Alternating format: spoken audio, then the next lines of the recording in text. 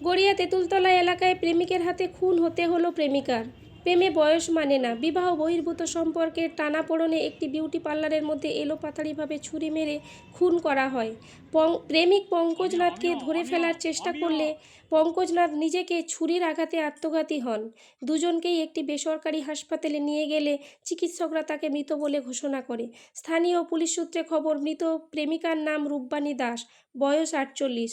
মৃত প্রেমিক হলেন পঙ্কজনাথ। রূপবাণী তেঁতুলতলার দীর্ঘ 14 বছরের একটি বিউটি পার্লার চালাতেন। দোকানের নাম দিয়েছিল রূপবাণী ফ্যাশন অ্যান্ড কালার কাট।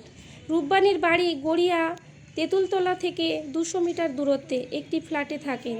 তার স্বামী ও ছেলে রয়েছে, কিন্তু বিবাহ বহির্ভূত সম্পর্কে জড়িয়ে পড়ে হরিয়ানার বাসিন্দা পঙ্কজনাথের সাথে প্রণয়ের সম্পর্কে ঘনিষ্ঠতা গাঢ় হতে থাকে। সূত্রের খবর, কয়েক মাস আগে রূপবাণী ও পঙ্কজ বেশ কিছুদিন ধরে ঘুরতে বেরিয়েছিল। তারা কোথায় বেড়াতে গিয়েছিল তা পুলিশ তদন্তে জানার চেষ্টা করছে। তাহলে কি বেরিয়ে আসার পর তারা দুজনে নতুন করে সংসার গড়ার স্বপ্ন দেখেছিল? যদি তাই হয়, রূপবাণীকে বিয়ে করতে জোর করেছিল পঙ্কজ। এদিকে রূপবাণী ও স্বামী সংসার রয়েছে। রূপবাণীর পক্ষে সম্ভব ছিল না পঙ্কজের সাথে বিয়ে করা। তাহলে কি এই ঘটনার জন্য দুজনকেই পৃথিবী থেকে চলে যেতে হলো? সেই প্রশ্নে ভাবাচ্ছে তদন্তকারীদের। কিভাবে দুজন দোকানের মধ্যে খুন হলো, কে কাকে আগে ছুরি মারে, তা গোটা ঘটনা তদন্ত করে দেখছে নরেন্দ্রপুর থানার পুলিশ। তারা রূপবাণী ও পঙ্কজের সোশ্যাল মিডিয়ার অ্যাকাউন্ট দেখে প্রাথমিকভাবে মনে করছেন রূপবাণী ও পঙ্কজ দুজনার বন্ধুত্ব ছিল। তাদের মধ্যে কী সম্পর্ক রয়েছে তা প্রাথমিকভাবে সোশ্যাল মিডিয়ায় পাওয়া গেছে। খুন করার পরে নিজেকে আত্মঘাতী কিভাবে হলো তা পুলিশ খতিয়ে দেখছে। গোটা ঘটনা তদন্তের দিকে বেঙ্গল টুডের চোখ থাকবে।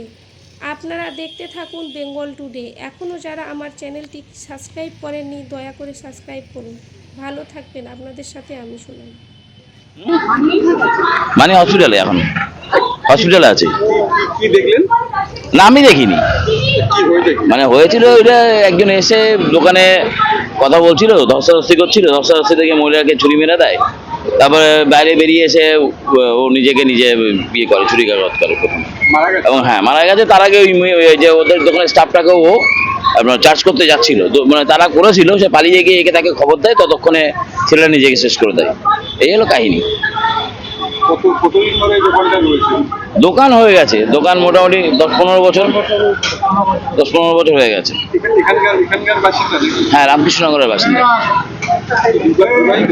হ্যাঁ বিবাহিত, ওনার দুটো ছেলে আছে, ছেলে বড় হয়ে গেছে। কি নাম আপনার? আমার নাম রাজীব দাস। ঠিক আছে, সেই মেয়েটা ওই ওই ঘটনাটা বডিটা বের করার আগে, কিছুক্ষণ আগে ওই মেয়েটা ছুটাছুটি করছিল। ওই যে পার্লার দিদির যে দোকানে যে মেয়েটা কাজ করে, ওই ছুটাছুটি করছে, তখন ওই আশেপাশে আরও দোকানদার সবাই বেরিয়ে বলতে কী হয়েছে, তো বললো যে এর ভিতরে একটা বেটা ছেলে ঢুকেছে, ভিতর দিয়ে আটকে দিয়েছে কাঁচের দরজা, আর ঢুকতে পারছি না। আছেন পম্পাদির সাথে মারামারি টারি কী করছে ওর ভেতরে। তখন সবাই দূরে দাঁড়িয়ে আছে, কেউ আর ভিতরে যাওয়ার সাহস পাচ্ছে না। বলছে ওর স্বামী ও ছেলে বাড়িতে খবর দে কী হয়েছে। তখন ওই মেয়েটা ওর স্বামী এবং হচ্ছে ইয়েকে ওর ছেলের ফোন করলে ওরা তখন ছুটে এসে তখন ওরা ওর ভেতরে ওই কাঁচের দরজা ঠেলে ওর মেয়েটার স্বামী এবং ওই ও নিজের ছেলে, বড় ছেলে, দুজনে ঠেলে ঢুকে আর ওই বললো ওরা দুজনই কেঁদে পড়েছে। বলতে দেখ সেই পম্পা আর মেয়েটার মোটামুটি স্বামী বলছে পম্পা আর বাঁচবে না, শুয়ারের বাচ্চা বলে ছেলেটাকে এইভাবে টেনে বের করলো। ওর ভিতর দিয়ে বের করলে আমি দেখলাম এবং অনেকে দেখলো যে এই জায়গাটায় ছেলেটা এরকম বসে, নিজেরও নলি কাটা, হাতে একটা ছুরি আছে, সেটা এরকম পাক খাচ্ছে, খালে এরা দুজন মোটামুটি ওইভাবে ছেড়ে দিয়ে তারপরে আর এরা আর মারধর করেনি।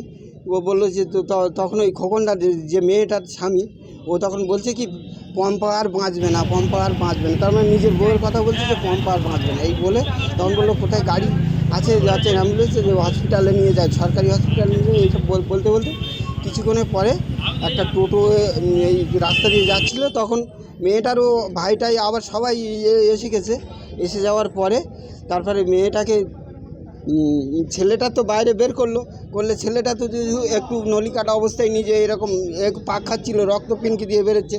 তারপর মেয়েটার হচ্ছে কি ছেলে এবং নিজের স্বামী দোকান থেকে টেনে বের করলো, দেখলাম এটাও একটু ছটপট করছে, ও দেখলাম আর একদম কিছু করছে না, পুরো নিস্তেজ অবস্থাতে বের করলে কিন্তু দেখলাম ওরও নিজেরও নলি কাটা, শুধু হাফিস করছে একরকম এরকম। তারপরে ওই হচ্ছে টোটোতে করে ওরা হসপিটালে নিয়ে গেল।